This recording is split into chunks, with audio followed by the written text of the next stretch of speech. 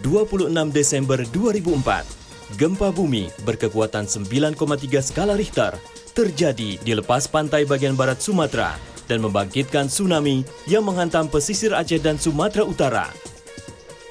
Lebih dari 150.000 orang tewas dan lebih dari 500.000 orang kehilangan tempat tinggal. 17 Juli 2006, gempa bumi berkekuatan 6,8 skala Richter terjadi di selatan Jawa Barat yang membangkitkan tsunami yang menghantam Jawa Barat, Jawa Tengah, dan daerah istimewa Yogyakarta.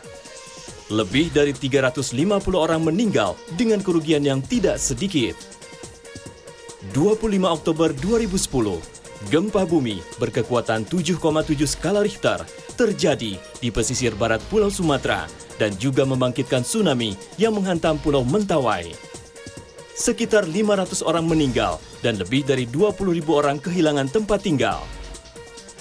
Kejadian-kejadian itu membuktikan bahwa negara Indonesia merupakan wilayah yang rawan terhadap tsunami. Nah, tapi apa yang dimaksud dengan tsunami? Tsunami berasal dari bahasa Jepang, yaitu su yang artinya pelabuhan dan nami yang artinya gelombang. Tsunami adalah serangkaian gelombang laut yang sangat besar yang umumnya diakibatkan oleh perubahan bentuk struktur geologis dasar laut secara vertikal dan dalam waktu singkat, sehingga mengakibatkan air laut dalam volume sangat banyak berpindah tempat secara mendadak.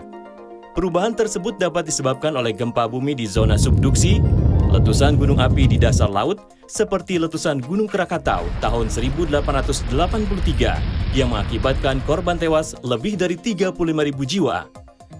Longsoran di laut, atau walaupun sangat jarang terjadi, meteor yang jatuh di laut atau danau. Semakin mendekati daratan, gelombang yang terbentuk akan menjadi semakin tinggi. Apabila pantai berbentuk teluk, maka gelombang yang terjadi akan semakin besar. Saat mencapai daratan, gelombang ini bisa mencapai tinggi puluhan meter dan akan menerjang dan merusak apa saja yang dilaluinya. Lalu, mengapa Indonesia rawan gempa bumi yang berpotensi tsunami?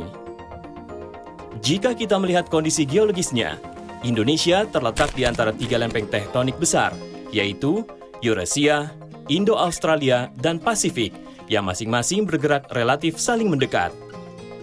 Tumbukan terjadi antara lempeng-lempeng tektonik ini yang menyebabkan terakumulasinya energi yang cukup besar. Pada suatu saat, sebagian lempeng tersebut patah sehingga terlepaslah energi dalam jumlah sangat besar. Energi ini yang dirasakan sebagai gempa. Mengingat posisi Indonesia, besar kemungkinan untuk gempa bumi terjadi di dasar laut sehingga potensi terjadinya tsunami juga menjadi cukup besar.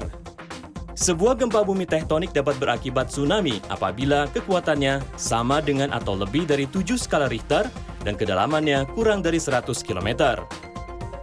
Gempa bumi tektonik seperti ini berpotensi mengakibatkan tsunami lokal atau tsunami yang terjadi di sekitar jarak 200 km dari pusat gempa. Tsunami lokal menjadi lebih berbahaya dari tsunami jarak jauh karena memiliki waktu peringatan bahaya yang sangat singkat, antara 10 sampai 60 menit. Walaupun tidak semua gempa bumi tektonik mengakibatkan tsunami, namun sebagian besar tsunami, terutama di Indonesia, terjadi akibat gempa bumi tektonik. Karena itu, gempa bumi menjadi salah satu pertanda awal bahaya tsunami yang harus diwaspadai. Jika demikian, langkah apa saja yang harus kita ambil saat terjadi gempa bumi? Pertama-tama, saat terjadi gempa bumi, jangan panik. Apabila memungkinkan, lari keluar rumah ke tempat yang terbuka. Jika tidak sempat keluar, segera masuk ke bawah meja yang kokoh, lindungi kepala, dan tetap merunduk. Jauhi jendela kaca agar terhindar dari pecahannya. Apabila berada di luar ruangan, jauhi objek-objek seperti pohon, tiang listrik, papan reklame, atau benda-benda besar dan berat lainnya. Setelah gempa bumi berakhir, segera keluar dari rumah atau bangunan ke tempat yang terbuka. Jika terjadi gempa bumi kuat atau gempa bumi yang berlangsung lama, segera jauhi pantai dan tepian sungai. Dengarkan informasi peringatan bahaya tsunami dari BMKG atau pihak berwenang melalui stasiun radio dan televisi. Selain gempa bumi tektonik tersebut, tanda-tanda bahaya tsunami lain yang harus diwaspadai adalah air laut mendadak surut tiba-tiba, tercium bau yang tidak biasa seperti amis atau belerang yang kuat. Hewan-hewan bereaksi, misalkan berlarian menjauhi pesisir. Terdengar suara gemuruh dari arah laut, biasanya disertai hembusan angin yang kencang. Walau begitu, tsunami tetap bisa terjadi walaupun tidak disertai dengan tanda-tanda bahaya ini.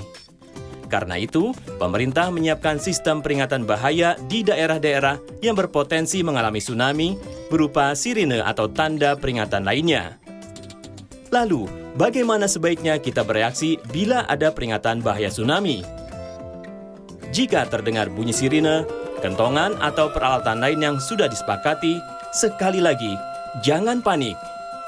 Larilah menuju tempat yang tinggi atau tempat evakuasi sementara terdekat.